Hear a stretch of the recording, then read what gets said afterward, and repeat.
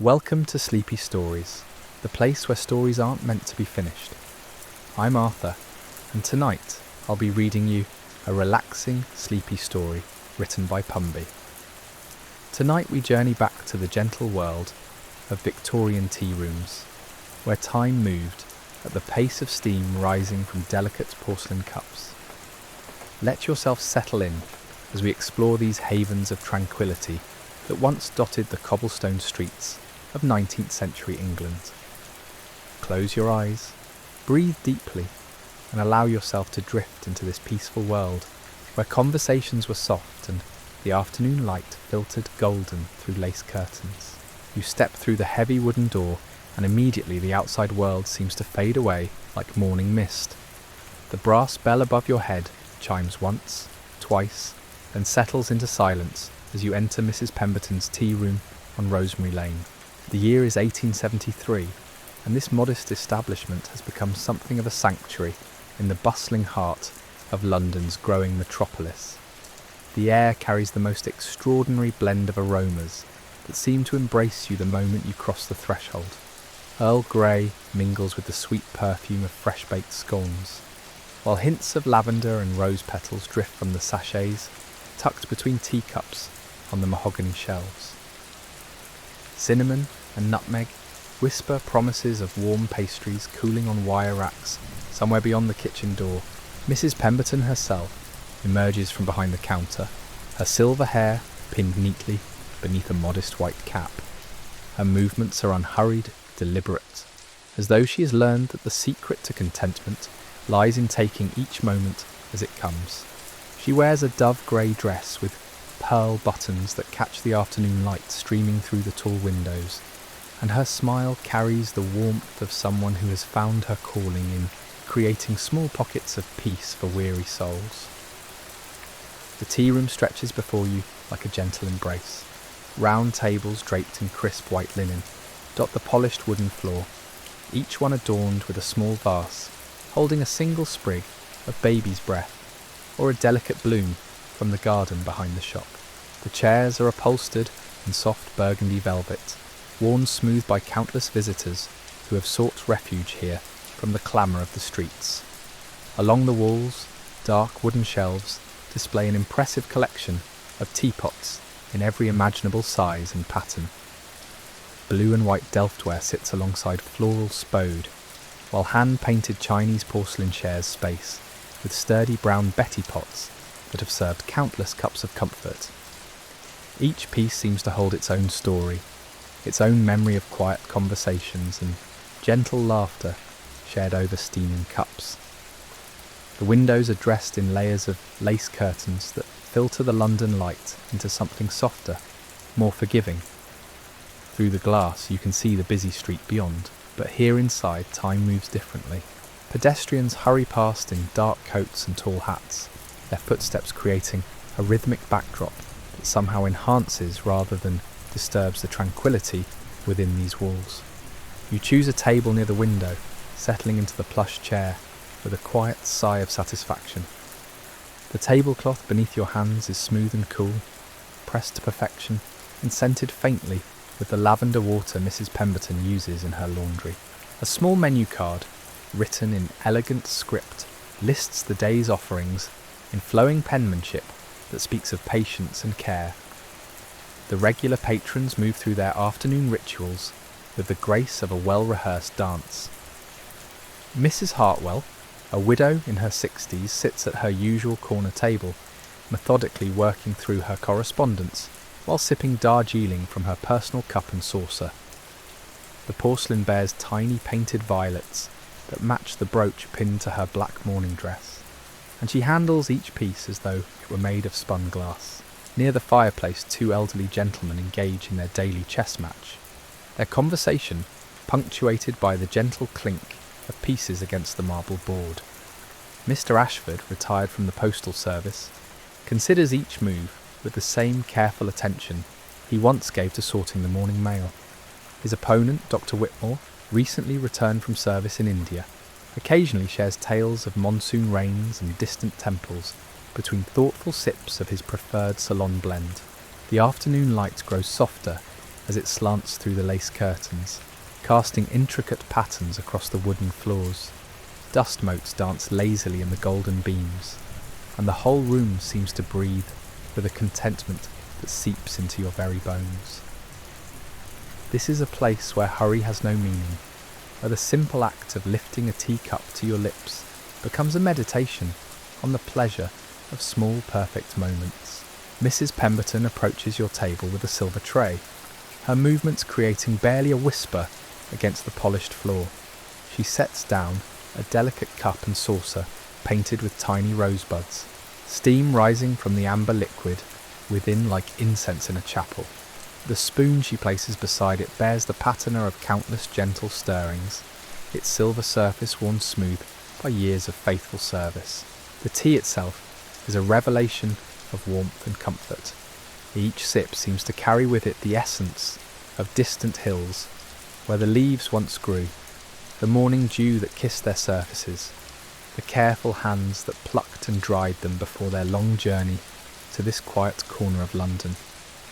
The liquid slides down your throat like liquid sunshine, spreading warmth through your chest and settling somewhere deep in your soul. Around you, the gentle murmur of conversation creates a soothing symphony of human connection. Words flow like honey, unhurried and sweet, as neighbours share news of family gatherings, gardening successes, and the small triumphs that make up the fabric of daily life. There are no raised voices here, no urgent declarations or heated debates. Instead, there is the peaceful exchange of kindness, one cup of tea at a time. The clock on the mantelpiece ticks with hypnotic regularity, marking the passage of time in gentle increments that seem to stretch and slow in this sanctuary of calm. Its brass pendulum catches the firelight as it swings back and forth, creating a rhythm that matches your own breathing as you settle deeper into the embrace of this peaceful afternoon. Young Miss Beatrice, the baker's daughter, enters quietly through the kitchen door, carrying a tiered stand loaded with fresh delicacies. Cucumber sandwiches cut into perfect triangles rest alongside delicate fairy cakes, dusted with powdered sugar. Jam tarts glisten like jewels in the afternoon light, their surfaces still warm from the oven and fragrant with the essence of summer berries preserved in glass jars during the abundant harvest months. The ritual of afternoon tea unfolds around you like a gentle ceremony, each element contributing to the overall sense of peace that permeates every corner of this remarkable space. Here in Mrs. Pemberton's tea room, the world beyond the lace curtains seems to fade into insignificance, replaced by something infinitely more precious.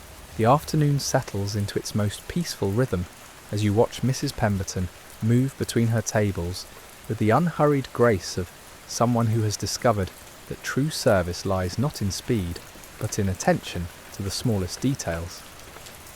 She pauses beside each patron, her keen eyes noting when a cup grows empty, when a plate might benefit from a fresh scone, when a gentle word of inquiry about family or health might brighten someone's day. At the table nearest the kitchen door, 3 ladies from the local parish have gathered for their weekly meeting, though their conversation has long since wandered from church matters to the more pressing concerns of neighbourhood life. Mrs. Thornfield, her grey hair crowned with a modest bonnet trimmed in violet ribbon, speaks in measured tones about her grandson's recent letter from university. Her words carry the pride of a grandmother, balanced with the gentle worry that comes from loving someone beyond the reach of daily care. Beside her, Mrs. Caldwell nods knowingly as she spreads clotted cream across a warm scone with the precision of an artist. Her movements are deliberate, almost ceremonial, as though this simple act of afternoon indulgence deserves the same reverence she might give to Sunday prayers. The cream peaks in small white mountains that catch the golden light, filtering through the window beside their table. The third member of their group, Miss Evangeline Hartley, remains unmarried at 42 and serves as the unofficial keeper of local news and gentle gossip. Her voice carries the soft cadence of someone who understands that information shared in kindness builds community, while secrets harboured in malice tear it apart. She speaks of the cobbler's new apprentice, of the milliner's beautiful display of spring bonnets, of the way Mrs. Patterson's roses have begun to show their first buds, despite the lingering chill in the morning air. The fireplace crackles softly in the corner, its flames dancing behind a brass screen that reflects the warm light back into the room. The coal burns with a steady, comforting heat that takes the edge off the dampness, that seems to live in London's very bones during these late spring afternoons. Above the mantelpiece, a landscape painting depicts rolling countryside dotted with sheep, a reminder of the pastoral world that exists beyond the city's expanding borders. You find your attention drawn to the intricate details that make this space so remarkable. The way Mrs. Pemberton has arranged dried lavender in small crystal bowls throughout the room, releasing their gentle fragrance each time someone passes by. The carefully mended lace tablecloth on the corner table, where tiny stitches tell the story of something precious being preserved rather than discarded. The collection of silver spoons in varying sizes, each one polished to mirror brightness and arranged in a wooden box lined with deep blue velvet. A young woman enters quietly, her cheeks flushed from the cool air outside. She removes her dark blue cloak with graceful movements, revealing a simple dress of forest green wool that speaks of modest means but impeccable care. This is Miss Charlotte Winters, who teaches at the small school 3 streets over, and has discovered that Mrs. Pemberton's tea room offers the perfect refuge for grading her students' compositions while enjoying the luxury of hot tea and warm surroundings. She settles at a small table near the bookshelf, pulling a leather satchel from her arm and arranging her papers with the methodical precision of someone who has learned to make the most of quiet moments. Her pen moves across the pages in flowing script, occasionally pausing as she considers the best way to encourage a struggling student or acknowledge a particularly creative turn of phrase. The bookshelf beside her holds a carefully curated collection of volumes that Mrs. Pemberton has gathered over the years. Poetry by Elizabeth Barrett Browning sits alongside moral tales for young ladies, while volumes of household management share space with collections of pressed flowers and botanical illustrations. These books are not merely decoration, but trusted companions that have provided comfort and wisdom to countless patrons during lazy afternoon hours. The ritual of tea service continues around you like a well-orchestrated symphony.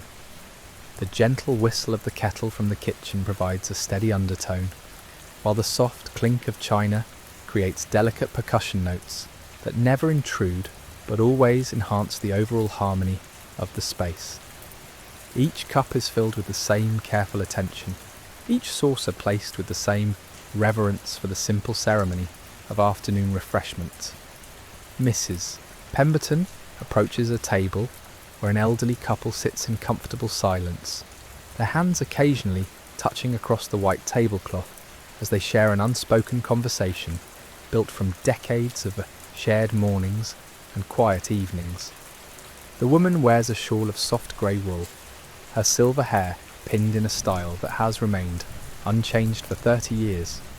Her husband's weathered hands cradle his teacup with surprising gentleness, and his eyes hold the peaceful satisfaction of someone who has found contentment in life's simplest pleasures.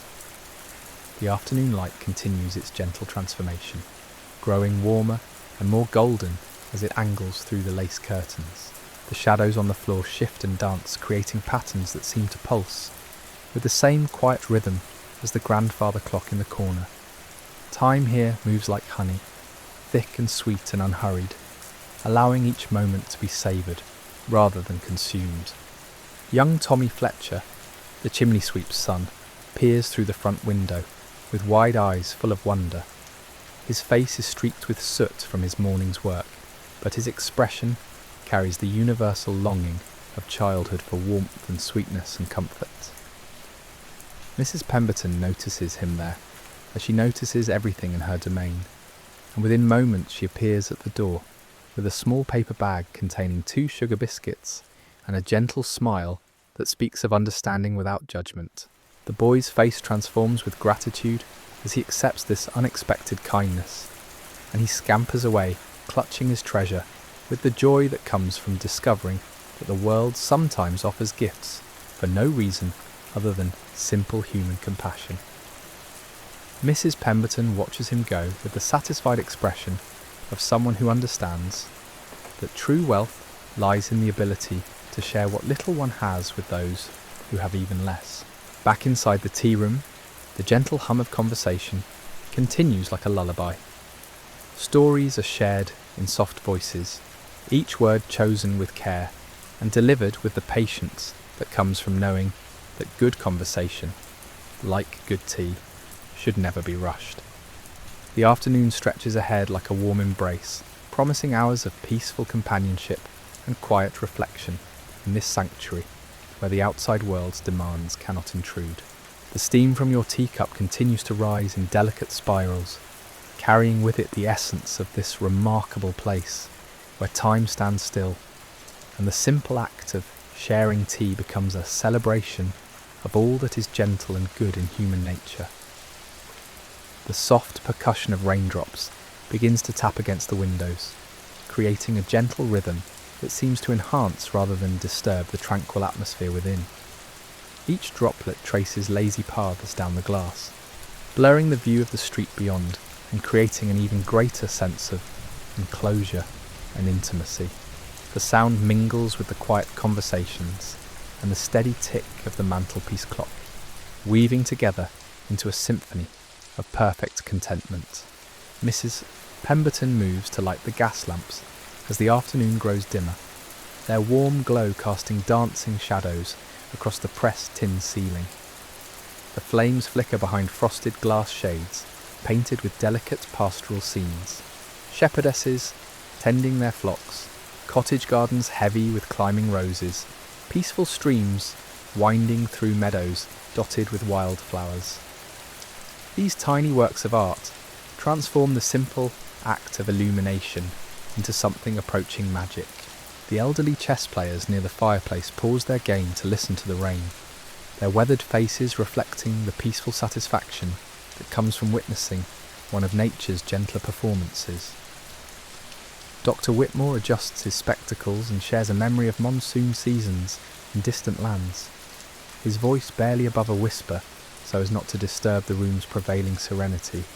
His words paint pictures of tropical downpours that lasted for days, of the way the earth would drink deeply after months of drought, of how the first drops would release the most extraordinary fragrances from dust that had waited patiently for renewal. At her corner table, Miss Charlotte continues her grading, but her pen moves more slowly now, as though the rhythm of the rain has infected her with its unhurried pace. She pauses occasionally to gaze out the window, watching the way the water creates temporary rivers in the cobblestone gutters, carrying leaves and small debris toward the storm drains with gentle persistence. Her students' compositions seem to benefit from this contemplative mood, receiving more thoughtful comments and encouragement than they might have earned on a brighter, more hurried afternoon. The three parish ladies have moved on to discussing the upcoming church bazaar, their voices maintaining the same measured cadence that has characterised their entire visit. Mrs. Thornfield produces a small notebook from her reticule, its leather cover worn smooth by countless meetings and careful planning sessions. She records their decisions in neat script, each letter formed with the same precision she brings to all aspects of her well-ordered life. The scent of fresh baking drifts from the kitchen as Miss Beatrice removes another batch of seed cake from the oven. The warm, comforting aroma mingles with the existing perfume of tea and flowers, creating layers of fragrance that seem to settle into the very fabric of the room. The cake will cool on wire racks beside the window, where the gentle air circulation will preserve its delicate crumb and allow its subtle flavours to develop fully. A new patron enters, shaking droplets from a black umbrella before closing it carefully and standing it in the brass holder beside the door. This is Mr. Reginald Worthington, a clerk from the nearby solicitor's office, who has discovered that Mrs. Pemberton's establishment offers the perfect respite from the tedium of legal documents and client consultations. He removes his bowler hat, revealing thinning hair combed with mathematical precision, and surveys the room with the satisfied expression of someone arriving home after a long journey.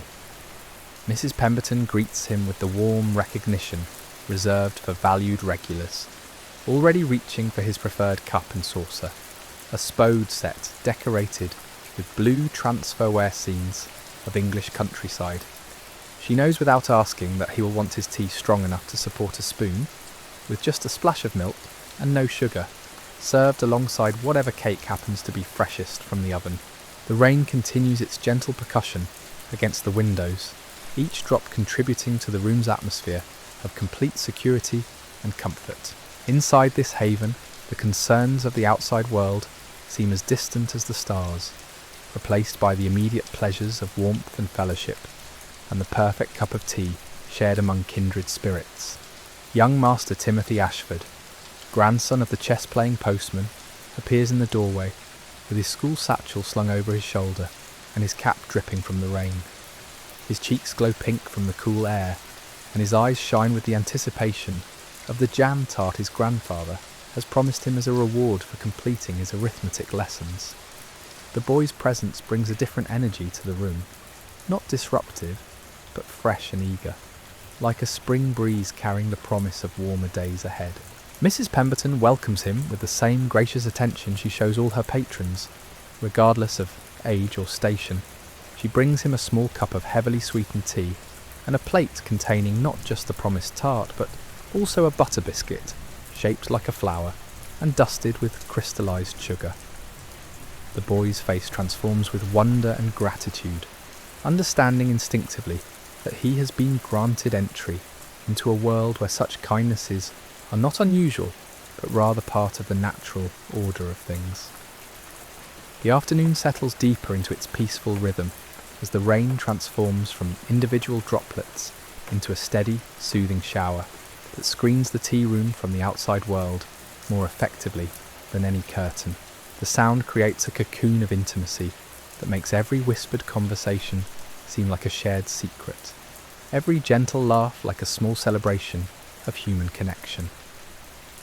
At a table near the back wall, Mrs. Adelaide Fairfax works on her needlepoint with the steady concentration of someone who understands that true artistry lies not in speed, but in the accumulation of countless perfect stitches. Her current project depicts a garden scene complete with climbing roses and a small fountain, each element rendered in silk threads that catch the lamplight and seem to glow with their own inner fire.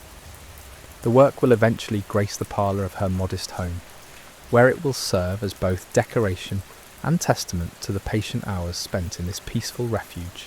The grandfather clock in the corner chimes the half-hour with deep resonant tones that seem to emerge from somewhere deep in the earth itself. The sound doesn't mark time so much as celebrate it, acknowledging each passing moment as worthy of recognition and respect. Here in Mrs. Pemberton's domain, time is not an enemy to be defeated, but a friend to be savoured, one cup of tea at a time. Miss Evangeline adjusts her spectacles and returns to her correspondence, writing letters to distant cousins and childhood friends scattered across the empire. Her pen moves with practised elegance across cream-coloured stationery, sharing news of neighbourhood happenings and seasonal changes with the careful attention of someone who understands that letters are more than mere communication. They are lifelines connecting hearts across vast distances. The kitchen door swings open to admit Mrs. Pemberton, carrying a fresh pot of tea, its surface so highly polished that it reflects the gas flames like a mirror. She moves between the tables with balletic grace, topping off cups that have grown cool and ensuring that no patron's needs go unnoticed. Her movements create barely a whisper, her presence felt more through the warmth of her attention than any disruption of the room's peaceful atmosphere. The rain intensifies slightly, drumming against the windows with increased enthusiasm while remaining gentle enough to soothe rather than alarm. The droplets create intricate patterns on the glass, temporary works of art that form and dissolve with each gust of wind. The changing light transforms the interior of the tea room moment by moment, creating an ever-shifting play of shadow and illumination that keeps the familiar space constantly fresh and new. Doctor. Whitmore captures his opponent's bishop with a satisfied smile, his weathered fingers handling the carved ivory piece with the reverence due to a worthy adversary. The two men's friendship has deepened over countless afternoons spent in this quiet corner, their chess matches serving as the foundation for discussions ranging from philosophy to gardening to memories of youth spent in very different corners of the world. The scent of lavender grows stronger as Mrs. Pemberton refreshes the small sachets tucked between the teacups on the shelves, each one sewn by her own careful hands, from fabric saved from worn-out dresses and filled with dried flowers from her garden. These small touches speak to her understanding that true hospitality lies in attention to details so subtle that guests may never notice them consciously, but will always feel their cumulative effect. A cat appears from somewhere in the depths of the establishment, a plump tabby, with amber eyes and fur marked by irregular stripes that suggest a complex ancestry. This is Wellington, the tea room's unofficial mascot, who has claimed the hearth rug as his personal domain and spends his days in contemplation of the flames, an occasional inspection of dropped crumbs. His purr adds another layer to the room's symphony of contentment, a deep rumbling that seems to emanate from the very foundations of peace itself. The afternoon light, filtered through rain-washed windows and lace curtains, takes on an almost ethereal quality that transforms even the most mundane objects into things of beauty.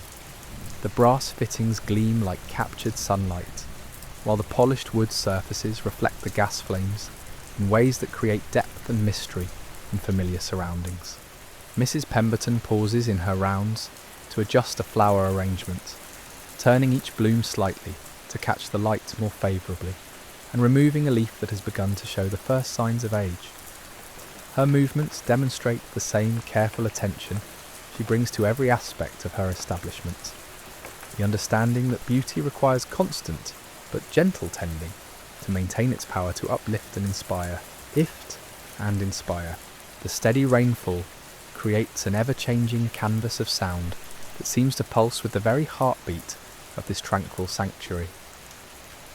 Each droplet contributes its voice to a chorus that speaks of renewal and gentle persistence, washing the cobblestones clean and filling the air with the fresh scent of rain-soaked earth, mingling with the warmer aromas within these welcoming walls. At the window table where you sit, the view has transformed into something resembling a watercolour painting left out in the rain. The familiar street beyond becomes impressionistic, all soft edges and blurred lines that seem to exist in a different world entirely from the sharp clarity of this intimate interior space. Carriages roll past like shadows, their wheels creating gentle splashes that add to the percussion of the afternoon's natural symphony. Mrs. Pemberton emerges from the kitchen carrying a 3-tiered serving stand laden with the afternoon's final batch of delicacies. The bottom tier holds delicate finger sandwiches filled with cucumber, so thin they appear translucent, their crusts removed with surgical precision and their corners perfectly aligned. The middle level showcases an assortment of petits fours, each one a miniature work of art, decorated with crystallized violets and tiny pearls of sugar that catch the gaslight like captured dewdrops. The top tier displays what can only be described as edible jewels, small tartlets filled with lemon curd so golden it seems to glow from within, their pastry shells crisp and light as butterfly wings. Beside them rest miniature eclairs filled with cream flavoured with essence of rosewater, their surfaces glazed with chocolate, so dark it appears almost black in the dancing light of the gas flames.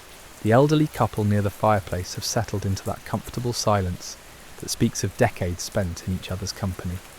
Their hands rest intertwined upon the white tablecloth, fingers that have weathered countless seasons, now finding comfort in simple touch. The woman's wedding ring catches the firelight occasionally as she lifts her teacup, the worn gold band speaking of promises kept through years of joy and sorrow, abundance and want. Miss Charlotte has set aside her grading momentarily to watch the rain create temporary rivers in the street beyond her window. Her students' compositions lie forgotten beneath her folded hands as she allows herself this brief respite from duty, her mind drifting perhaps to memories of her own childhood afternoons spent watching similar storms from the safety of her family's parlour window. The three parish ladies have moved on to planning the flower arrangements for Sunday's service, their voices maintaining that same measured cadence that has characterised their entire visit. Mrs. Caldwell produces a small sketchbook from her reticule and begins drawing rough diagrams of altar displays, her pencil moving with the confidence of someone who has spent years transforming modest church budgets into displays worthy of cathedral grandeur.